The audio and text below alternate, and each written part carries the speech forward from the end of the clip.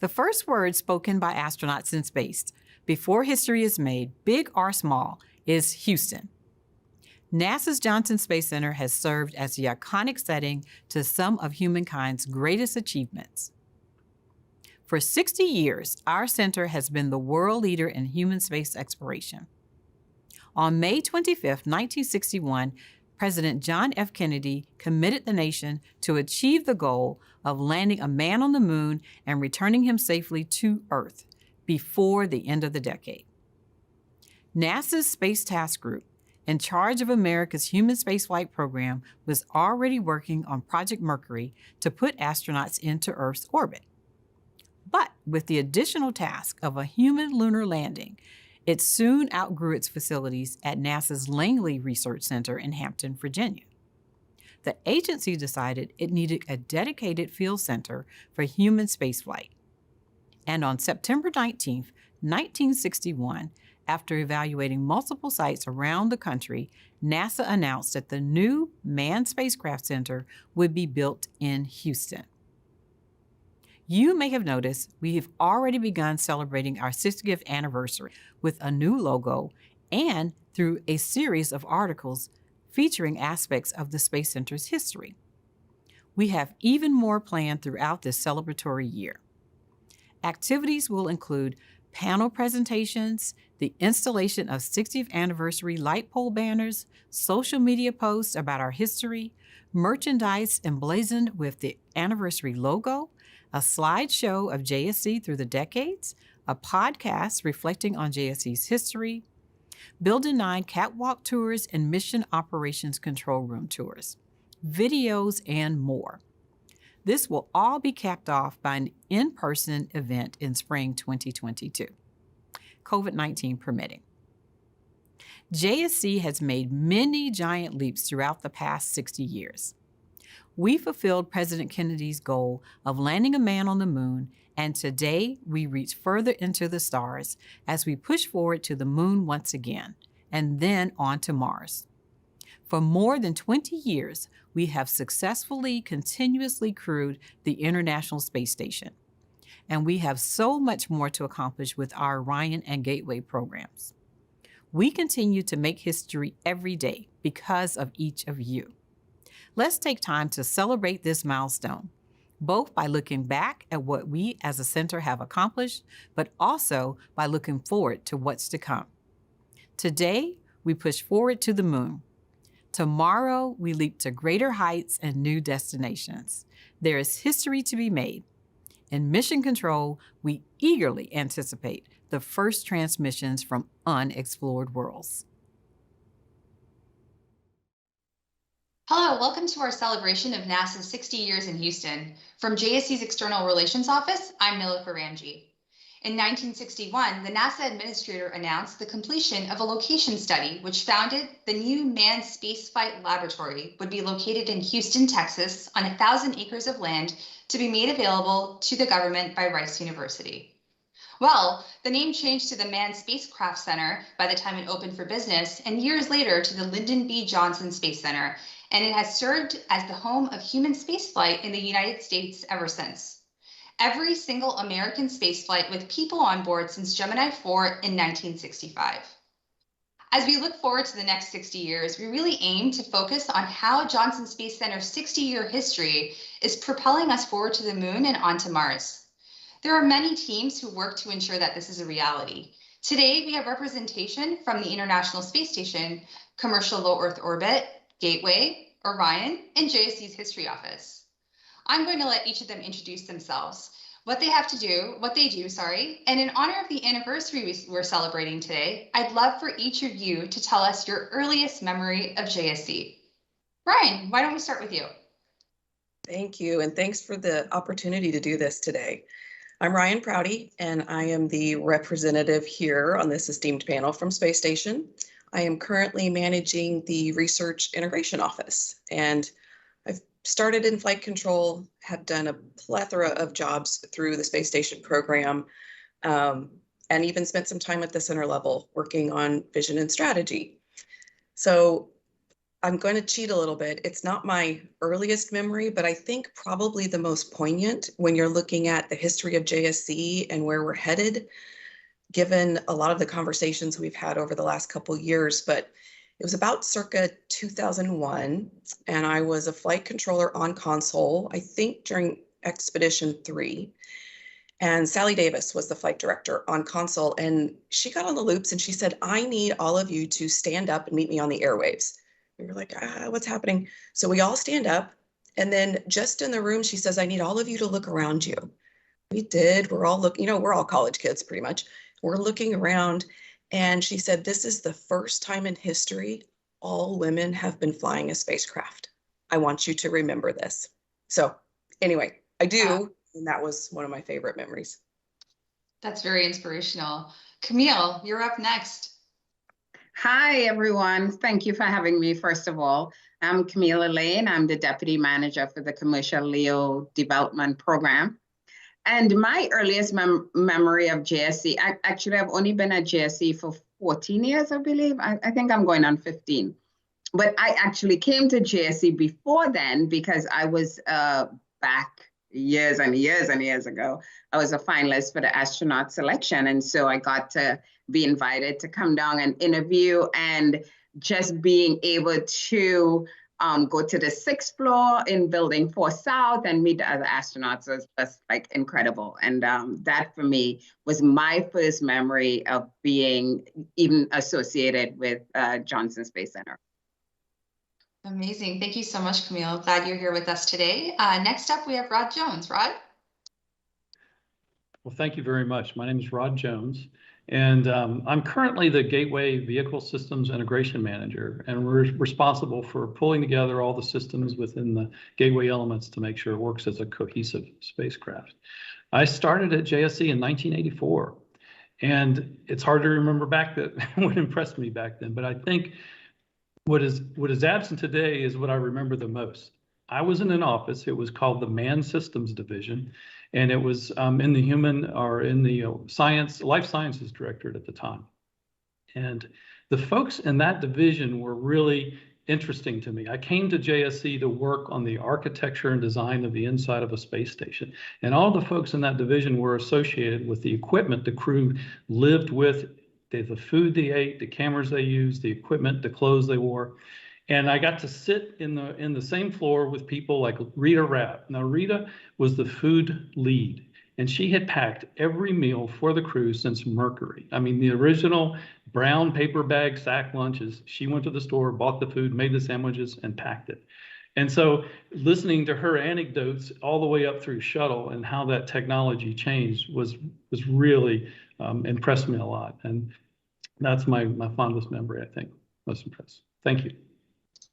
Thanks, Chuck. And thanks, Rod. I'm sorry.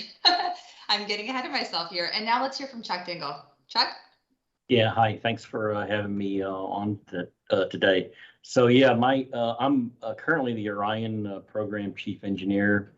My first memory of JSC goes back literally to when I was, I don't know, just a few years old.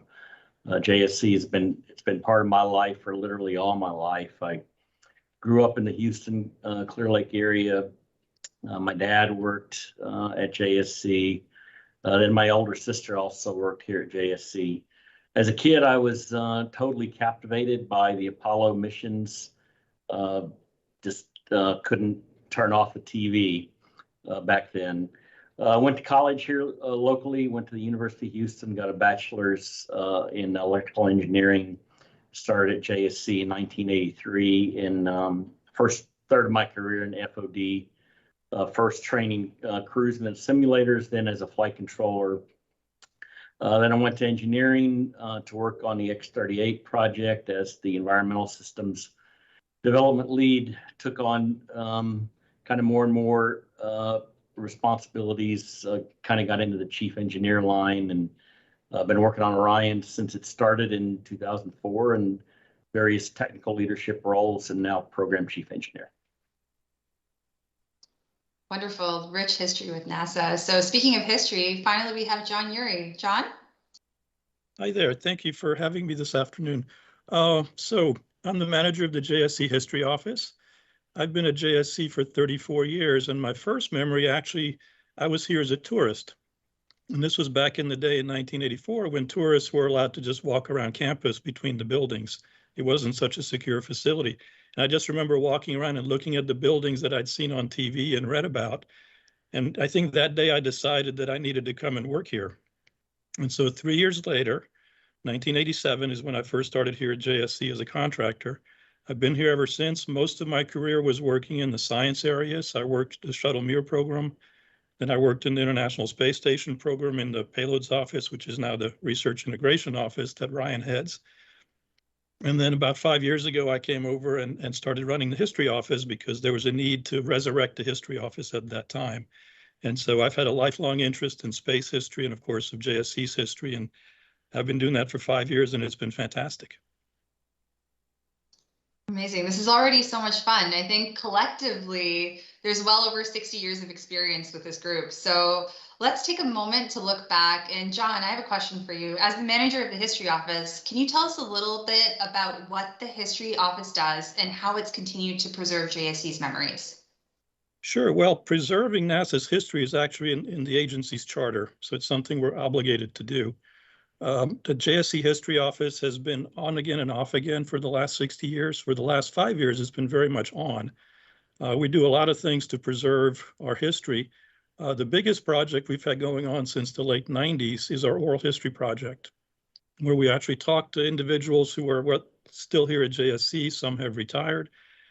And we get the history of what they did in their own words, their own experiences. So it's a very personal way to collect the history.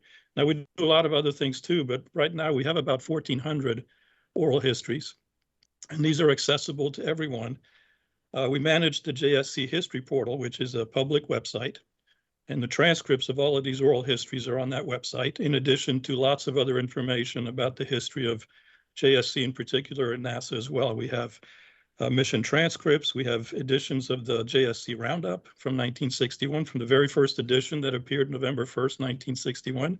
All of those have been scanned in, and we have them on our portal. And we just have other information that is available to researchers, both here within NASA for use, if they want to find out how things were done in a previous program to help them with current and future programs, they can go to this site and find that information. And we also support outside researchers, whether it be universities who are looking to write histories. Around the Apollo 11 anniversary back in 2019, we had a lot of interest, and a lot of researchers came to us looking for very specific information.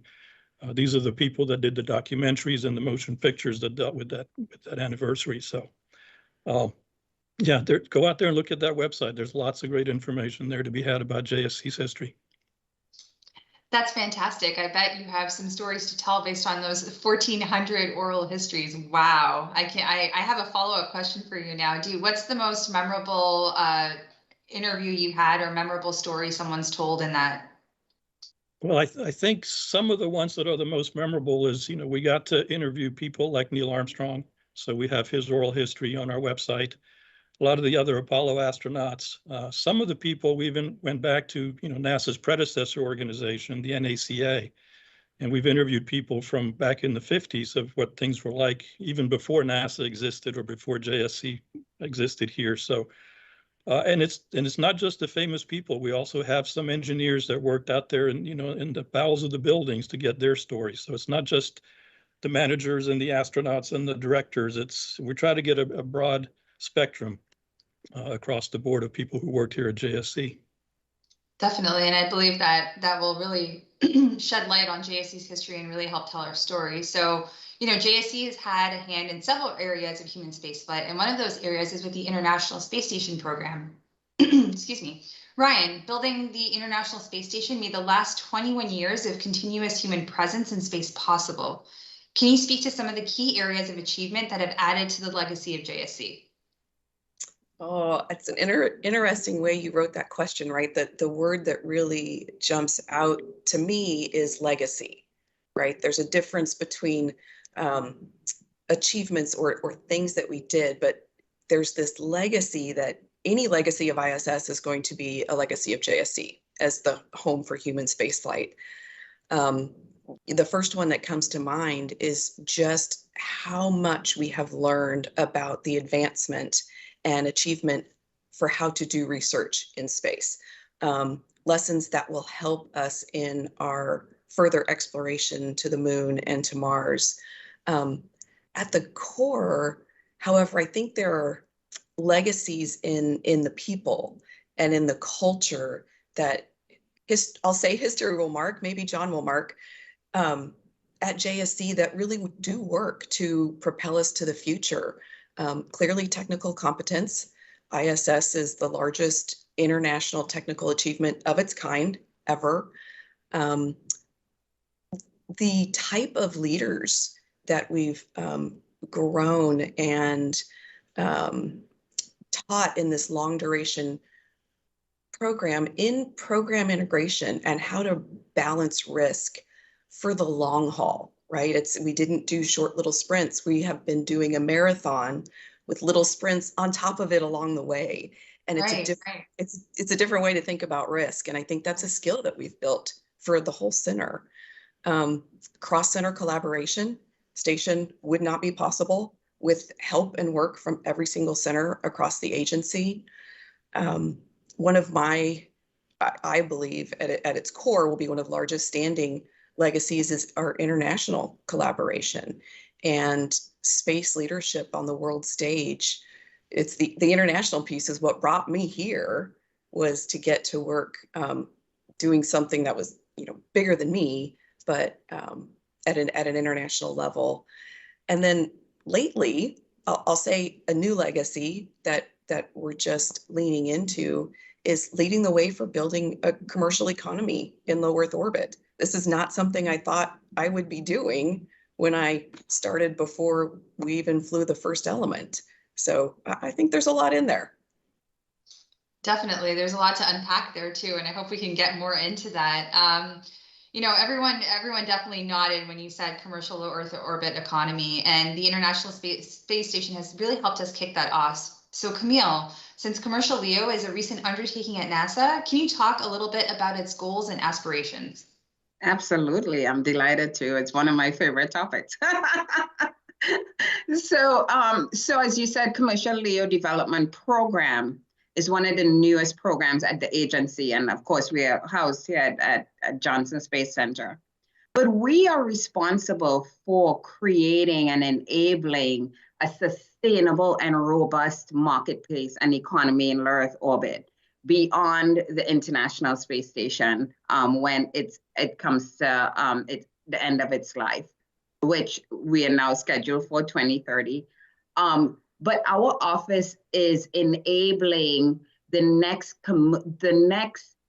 low Earth orbit platforms, right? That will be owned and operated not by NASA, which the International Space Station is, but owned and operated by commercial companies and commercial providers.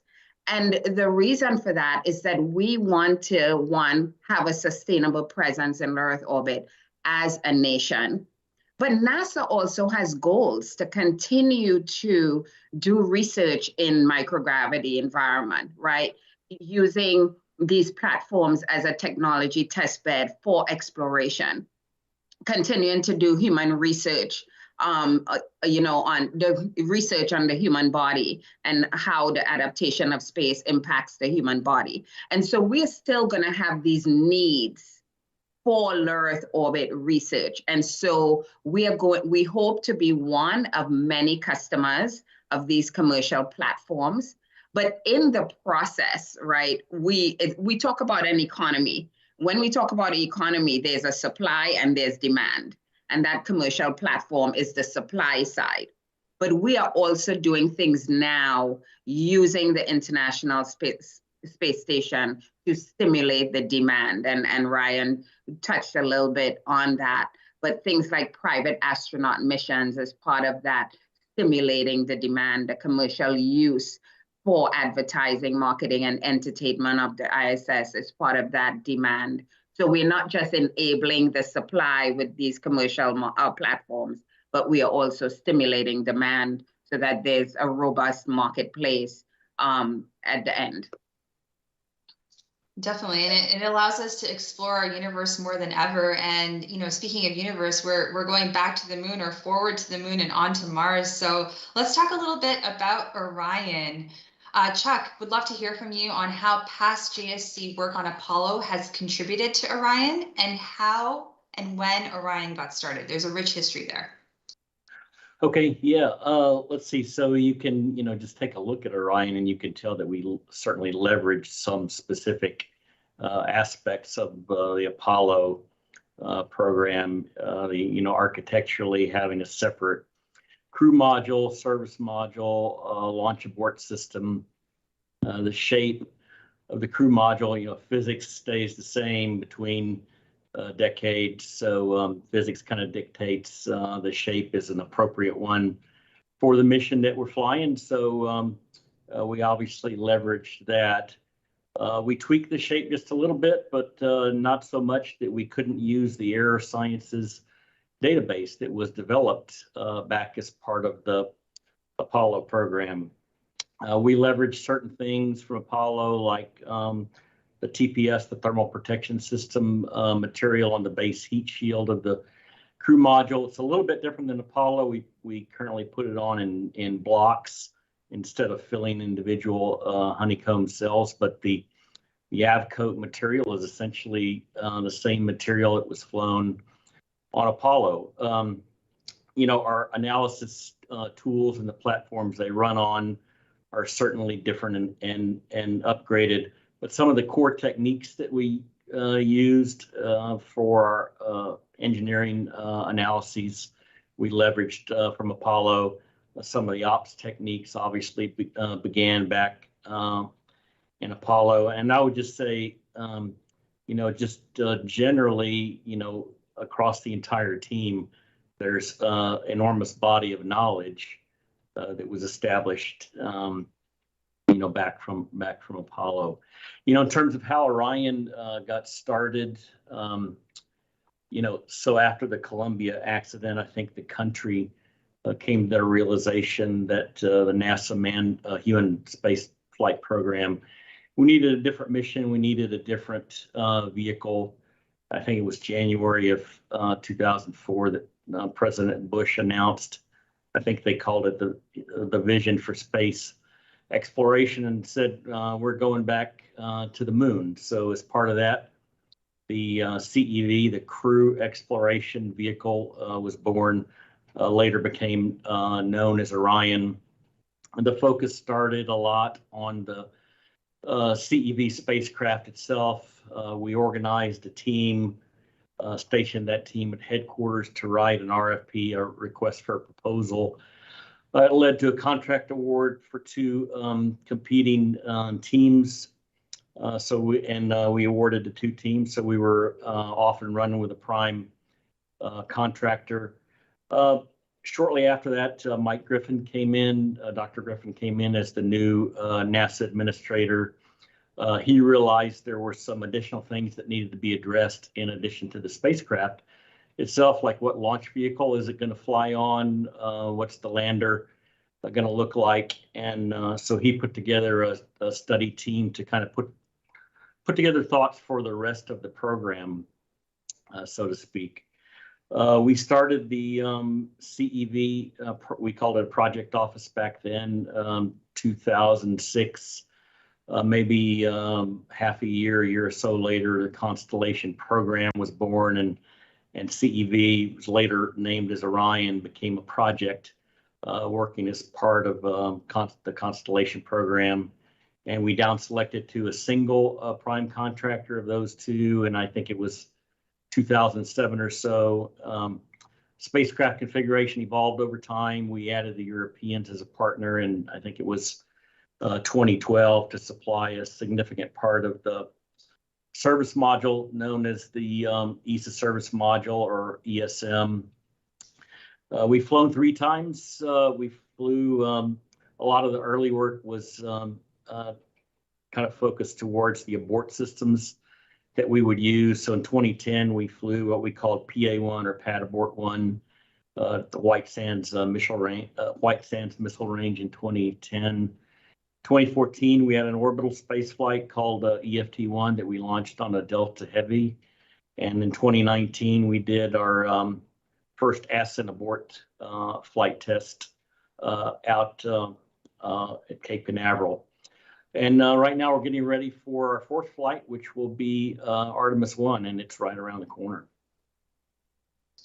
Very, very exciting. I see everybody's eyes light up when you said Artemis 1. And for those of you that are watching us today, you know, I started off 250 miles above the Earth and we're going further and further away. So let's talk a little bit about the Lunar Outpost, NASA's Gateway program. And I wanted to go to Rod for a second. Can you tell us what the aspirations are for Gateway and how it fits in with Artemis?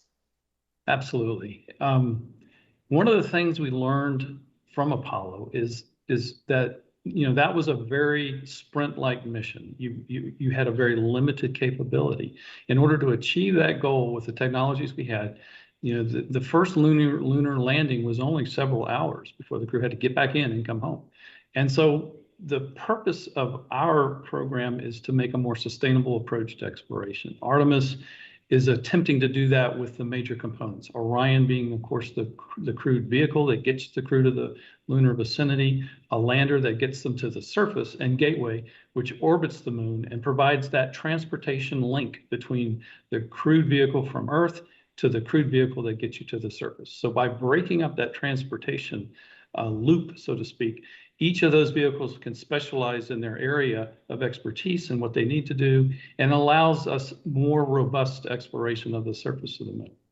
So with the Gateway, we can leave an HLS or a lander docked for long periods of time and reuse it, which makes it sustainable.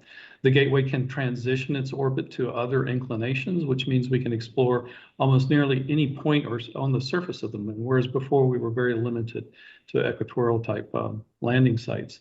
And so therefore, the goal of Gateway is to create that platform. It's a base camp in lunar orbit to enable sustainable exploration. That was a wonderful, concise way of putting it. So just to elaborate that a little bit more, so how will that help us with upcoming Artemis missions as far as getting boots on the ground on the lunar surface?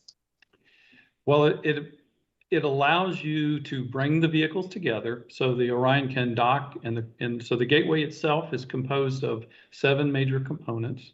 It has a power propulsion element, which is basically a satellite bus which generates the power and does the attitude control of the stack and distributes power to the other elements. We have 2 habitable elements. One is made by Northrop Grumman called the Halo, and one is made by the ESA, our ESA partners called the IHAB.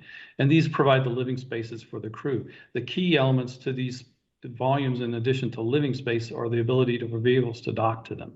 And so now we can have an aggregation point where we can bring in all kinds of future vehicles. We can bring in logistics, commercial resupply vehicles, future commercial crewed vehicles, and of course the commercial lunar landers. So by creating this network of architecture and not single point designs driven by a very specific mission, we have a more flexible and robust lunar exploration capability.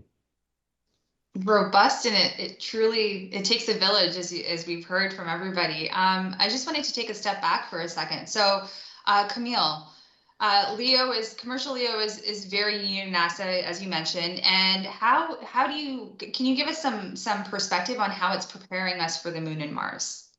Yeah, so as I mentioned, you know, it's really a step from the ISS, right? I talked about ISS being owned and operated by NASA, commercial platform being owned and operated by commercial, but we, NASA, are going to be one of many customers. And so we want to, maintain a sustained presence in low Earth orbit, right, as a nation. So that's one of our goals. 2, we want to enable commercial marketplace. This really opens up commercialization and access to space for everyone, right? We started with the transportation systems, the CCP, the commercial crew program, the commercial resupply program as transportation systems commercially. But now we're working on the destination, the platforms, the commercial platforms. And so being one of many customers, we will still have needs in terms of wanting to do research in low Earth orbit, wanting to test out our ECLIS system for exploration, right? For as part of the Artemis program, wanting to still understand there are a lot of human risk, right? To flying our astronauts for long durations, our human missions to Mars, for example. There are a lot of risk we're still buying down from a human adaptation perspective. And so using these platforms to continue to do research in the area of human research is one of the big things, the big areas we'll be focusing on. In addition to using it for other needs that we may have, beyond technology, doing microgravity, life science experiments, biological experiments, doing Earth and space science research like we do on the ISS. There will be capabilities on these commercial platforms for us to be able to do that, continue that type of research. And so we're really excited to see what these commercial providers come up with. We know that with commercial, they're more innovative and they're more agile and nimble, but also with competition, it drives down costs for us as NASA and as a country. And so we're really excited to see what designs they come up with and, and to partner with them to enable this new capability coming online. That was a fantastic response, and one of the things that you truly mentioned was the platforms that we're using and the research in low Earth orbit. So, Ryan, I wanted to toss it back to you to talk a little bit about some of the what stands out to you as being one of the most exciting advancements being made to enable scientific discovery aboard the International Space Station. What is there something that you would like to touch on? Oh, yes. I have lots of favorites. That was a good question, I know. That's not fair. I always tell everybody on my team, find that one thing that really gets you jazzed. And, I could think through a whole list of, even in the last 5 years, what we have figured out to do in space between microbe identification, where we used to have to return samples to the ground. We can now do that on orbit. Molecular biology processes where we learned how to break, repair, and resequence DNA in space. This comes into play, like Camille's saying, when we learn or when we have our crews way out there and we need to repair damaged DNA caused by radiation, or even when they come home. I'm at a conference right now, and just today I heard a number of scientists talk about tissue chip experiments and aiding in the science of cell regeneration. And we are doing experiments on the space station right now where we're looking at growing flat tissues like skin or tubular tissues like our vascular system, all the way to full up solid organs, and how doing fundamental science in low Earth orbit helps us do that, really just to make life better on Earth. Better on Earth, and then help us explore the moon and Mars. So there's like a triple whammy here, if not more, just to deep space. Exactly. It's just our universe is here to explore, and I see everyone smiling and nodding. And I wanted to take a minute, John. I have another question for you. So, as the manager of the History Office, share your perspective on the center's evolution and how it's preparing us for the moon and Mars. Okay, it's a big question, but I'll try to summarize it in just a few minutes. Let's go back to maybe when NASA was founded in 1958. About a month after that, they established something called the Space Task Group, and they were tasked with developing the first human spacecraft for the United States. That was the Mercury project. And it was moving along. And then in May of 1961, President Kennedy says, well, this is good. We've now had a 15-minute suborbital flight, Alan Shepard's flight. But now we want to go to the moon and do it before the end of the decade. All of a sudden, everybody realized the Space Task Group, working in their offices at Langley Research Center, they just didn't have the facilities to handle that kind of massive project in that short time period. And so they had to establish, as you said at the opening, the Manned Spacecraft Center here in Houston. And that took a few years to actually build the center here at Clear Lake. In the meantime, they were working out of 14 different buildings in Southeast Houston, trying to make this whole project work, starting the Gemini program, working on Apollo. It was an evolutionary thing. They brought about 600 people from Langley, and they were hiring like crazy because they needed people to do this amazing job of getting us to the moon in less than 10 years. And really nobody knew how to do that. So they were writing the textbooks as they were building the buildings and figuring out what kind of training facilities they needed and how do you select more astronauts, and all those things were tasked to the Manned Spacecraft Center. And that evolved through the 1960s, and we went through the Gemini program to test out all the technologies that we would need to get us to the moon, the rendezvous, the docking, the spacewalking, and so forth, and keeping people healthy for long enough that we can get to the moon and back. And so that was an evolutionary process. And once we landed on the moon, okay, mission accomplished, we finished that goal. It was time to move on to other projects. So the space shuttle came along. And of course, NASA, JSC in particular, had to adapt to that new program. It was far more complex. Nobody had ever built a reusable space vehicle like the space shuttle. So we needed to learn how to do that. So we used the facilities we already had here. We expanded upon them.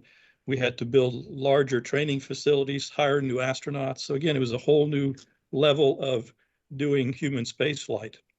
And then, of course, International Space Station came along. Yet again, we had to take on a new, far more complex project, learning how to keep people going, essentially 24/7 operations. We just really had not done that before. So that was a whole new process. So I think based on all that experience that we built up over the last 60 years, we are supremely well positioned to take on all these new projects that'll take us out of low Earth orbit and back to the moon, and hopefully beyond that in the next few years. So we have the facilities, we have the people, we have the expertise, we have the knowledge.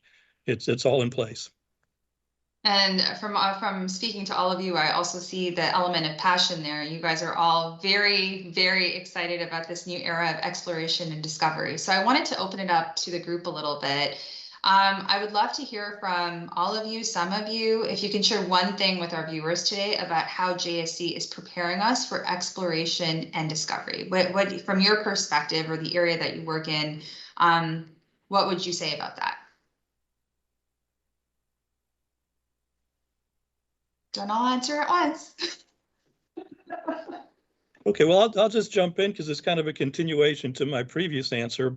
And I'm going to jump off what Ryan said about the cell studies that are now going on Space Station.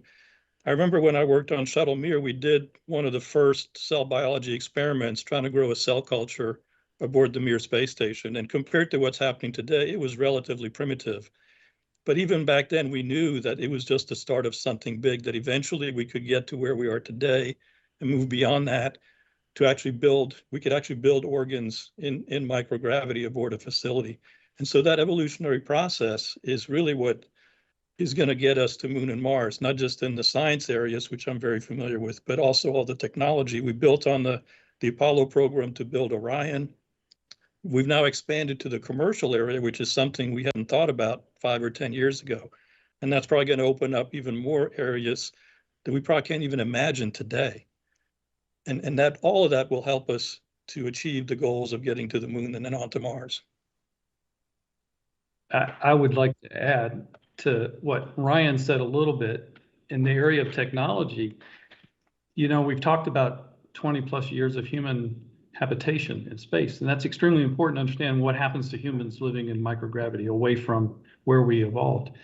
But people, I think, also underestimate the technology and the importance of the technology. What that really means is we've had 20 years of operational life support systems and waste management compartments and power systems and communication systems. And those are extremely difficult things to build and operate reliably, continuously, while people are dependent on them to survive. And so the space station has given us that opportunity, and we are applying all that to the next generation stations for Gateway and then for vehicles to go to Mars. So we have a wonderful platform we are continuing to exploit with those technologies. The commercial partners are coming on and absorbing that technology as fast as we can transfer it to them. And then we're going to take that and use that for Gateway in order to start and extend that technology to the next logical place to be, and that's in lunar orbit, where we can safely still experiment with these technologies and figure out how to operate these vehicles, how to make them more autonomous, because when you go to Mars, there's many points of the orbit that you don't get to talk. You have to be autonomous and operate independently. And so I think for me, that's one of the biggest interesting changes over time, is how we're moving these technologies forward over these different platforms and bringing in this commercial aspect to help us advance the exploration mission. And can I add to what Rod says, even in low Earth orbit, I mean, we are transferring the knowledge. I mean, up until now, NASA's been the only agency to build US to build a space station, right? And so to enable the commercial sector to be able to do the same thing, we have to transfer the knowledge. And so that's one of the things we're going to be doing over the next years, right? Is really that transfer of knowledge, the technology transfer, so that they are able to, and they will bring their own innovation, as I said, innovative solutions to it, too. And so that combination is a powerful one. I'll add to what all three of you said, because what I love about this entire panel is it's all connected. So, right, your question was how does our history take us forward to the moon and Mars? And JSC is this wonderful little microcosm that I feel like I was just really privileged to get to peek at in different ways when I was working for the center director over the last year and a half or so. But it's this little microcosm of people who are at one point so technically competent, we can do all of the things that my colleagues have said here, but also dreamers to think up of what's coming next. And it all comes in one place where you have these people just passionate to be a part of where we're going. And I think that's one of the highlights at JSC that kept coming up as I interviewed people over the last couple years. Yes, so on Orion, so we're able to leverage those decades of experience here at JSC to make significant contributions. We lead the program office here out of JSC. Substantial part of the engineering is done here at JSC. We do safety and mission assurance. We have FOD that leads and executes the flight operations, health and medical. And of course, we've got the flight crew office here as well.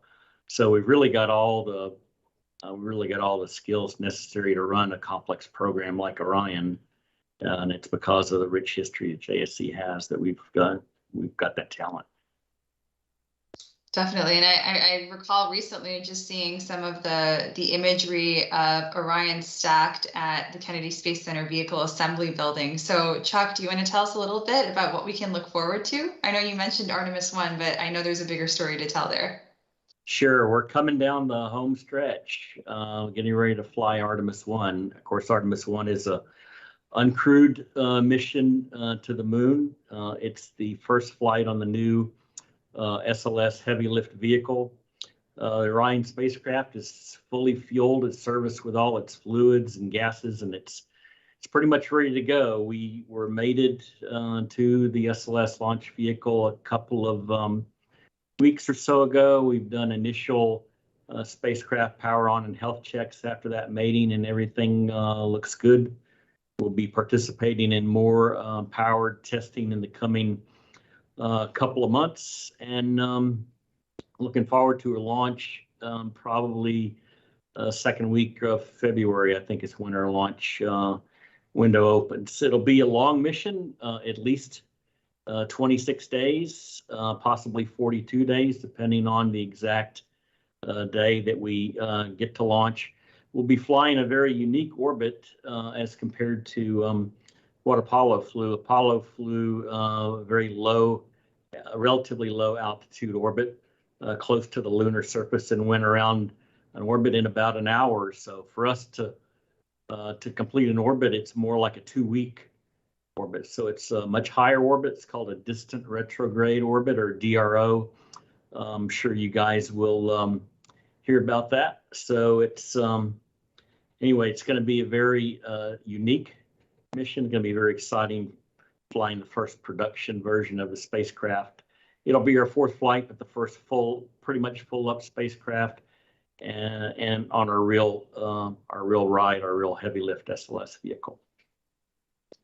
I get butterflies as you're speaking. So, and then it looks like, again, everybody here is getting those same butterflies. So, you know, I look back 50 years and you mentioned flight controls ready, vehicles fueled, we're basically ready to launch, you know, and I think about the Apollo mission control, and I just wanted to take a minute. John, you were part of the team in 2019 that was responsible for the restoration of Apollo mission control. That project was a large undertaking, and if any of you haven't had a chance to see it, I highly recommend you take a look. Every last detail has been thought about. But can you talk a little bit about that restoration project and the impact the Apollo program had at JSC? Well, sure. Thanks for that question. It's a big one. Obviously, Apollo was kind of the reason why JSC was built. It was to get us to the moon. That was the goal that was set by President Kennedy. And of course, the mission control function was one of the ones established for the Manned Spacecraft Center at the time. And so that was controlled out of the Mission Operations Control Room, or the MOCR, for Apollo 11 over in Mission Control Center. And that room was also used in the early days of the shuttle until about 1992, before he was retired. And so they made modifications from the Apollo configuration as we flew through the shuttle. There were upgrades made. And after he was retired, it kind of fell into some disrepair. And of course, with the 50th anniversary of Apollo 11 coming up, the idea was, well, we probably ought to restore this so, when visitors come to see it, it would look more like what really would have looked like during Apollo 11.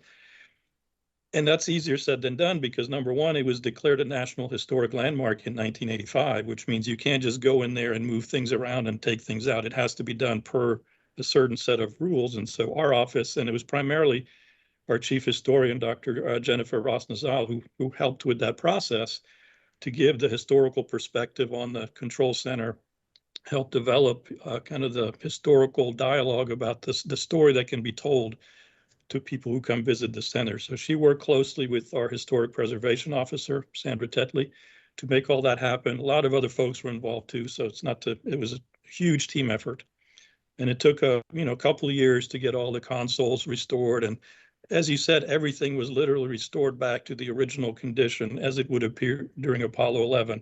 I mean, down to the armchairs, to the ashtrays, to just about everything in the control center is back to original equipment. And so when you go there, you kind of feel the whole experience of the moon landing. There's video playing, there's audio playing, so you feel like it's July 20th, 1969. And so it was our pleasure in our office to participate in that, in restoring that truly unique historic place to its original condition. And your response, John, gave me goosebumps. I can't wait for 50 years from now when folks are looking back at Artemis and where we are on Mars and where we're exploring beyond Mars as well. So that's just such an exciting project to be part of. So I wanted to pivot for a second over to Gateway with Rod. Can you tell me a little bit about how Gateway is different from other NASA programs, and what excites you most about this? That's interesting. It's extremely different. And I would tell you, in all the years, so all my early career, we have a very classical approach at any engineering-driven, I guess, agency, where you have a goal and a mission, and you define your concept of operations, you derive your requirements, you flow those requirements into logical engineered elements, you divide those elements up and you get them built, and then you plug it all back together and you get a spacecraft. And so it's a very top-down driven approach where the design and the concept flows all the way through to the end item. And you end up with a very unique and custom purpose-built vehicle, much like the shuttle was or the Apollo was, Mercury, all the vehicles. Gateway is opposite day. Gateway is an attempt to take and aggregate commercial systems into a cohesive, useful spacecraft. So we started with the commercial bus, which is actually it's a satellite bus. It's built by Maxar. They have 90 of these buses operating in space today, and it's the basis of their satellite, and it provides, like I said before, the ability to create, generates power. It does attitude control, and it communicates to the Earth and controls the overall stack. And so we started with that commercial bus, their 1300 series, and tweaked it to become the core element for our gateway, our foundational element. Then we go to Northrop Grumman, and we take their orbital resupply vehicle for space station, and we take that module and we modify it to whatever extent's necessary to let it become a habitable element and permanently attached to the gateway as part of our space station, the first element.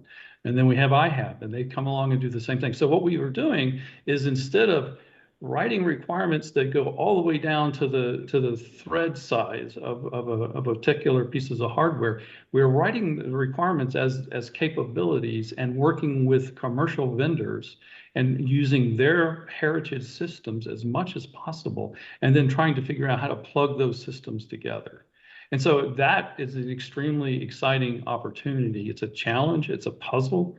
You have to be flexible. You have to work with these different vendors to understand their system architecture and how you can make it work. And you have to adapt. So you have to become very adaptable at how you are going to meet your mission goals and the objective of your program. I often use anecdotes like it's like buying an engine for a Ford and a body from Subaru and a computer from someone else, trying to make it all work together. And yet it's a really exciting challenge. And I think that's the way the agency is moving. And as we transition from top-down driven engineering to aggregation of commercial systems that are being promoted in LEO and across the logistics and transportation systems, that's how we're shifting our overall expertise in our management job. So.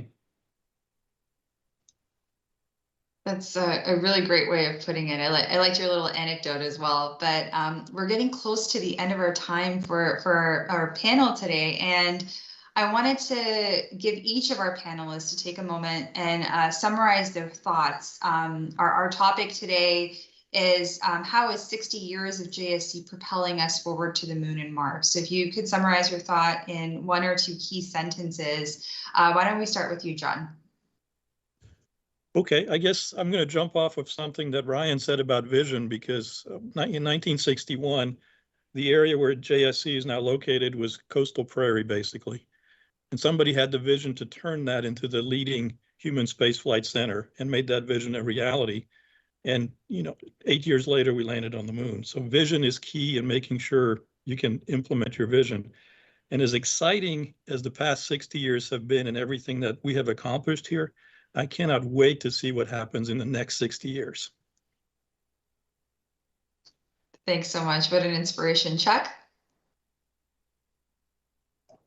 Well, for me, it's really just a humbling experience to be able to be part of it. I mean, JSC is a fabulous institution, has a fabulous history, monumental missions, and the people that work here are not only exceptionally talented, but of the highest integrity of anybody you can meet. So it's really a privilege to work here. The institution and the people has made me a better engineer, made me a better person being part of it. So it's really humbling to be part of it. Thank you. Truly appreciate that, Chuck. Rod? I would say that over 50 years, we put humans on the moon. In the last 20 years, we've had them in space. I can remember saying to folks that when we were talking about space station, one day there will be a generation that's never not seen folks in space, and that generation's here today. And in 5 years, we will start sustainable exploration of the lunar vicinity. So I think that's an incredibly exciting time. JSC has been in a leadership role in all of those programs, and it will continue to do so. Camille? Well, JSC is at the forefront of commercialization, right? And when I talk commercialization, building economies. not just in low Earth orbit, we are building economies on the moon too. We didn't talk about that, the Commercial Lunar Payload Services, right, project. And so JSC is at the forefront of that. We are leading the way for what it means to open up access to space for everyone through commercialization. And I'm just excited, I'm honored, I'm privileged to be a part of it. And it's incredible. It's an incredible, incredible opportunity and privilege. So thank you for having me. Thank you, Camila. Last but not least, Ryan. There is probably not much I can add. I resonate with everything everybody said. It is such an exciting time to be not only a part of the aerospace community, but JSC. Chuck, you're right. The people are phenomenal. Their passion, their minds, how they show up every day at work. It's just truly humbling and a privilege to be here. I don't think I've worked anywhere else where every single person I've crossed paths with, including all of you today, has been so excited to work where they work. So I really, really appreciate everyone's time. Thank you guys. Thank you so much to our panelists who help us look forward to the moon and on to Mars. Celebrating 60 years is definitely a milestone. And thanks so much for joining us today. Here's to 60 more years. Thank you. Thank you. Thank you.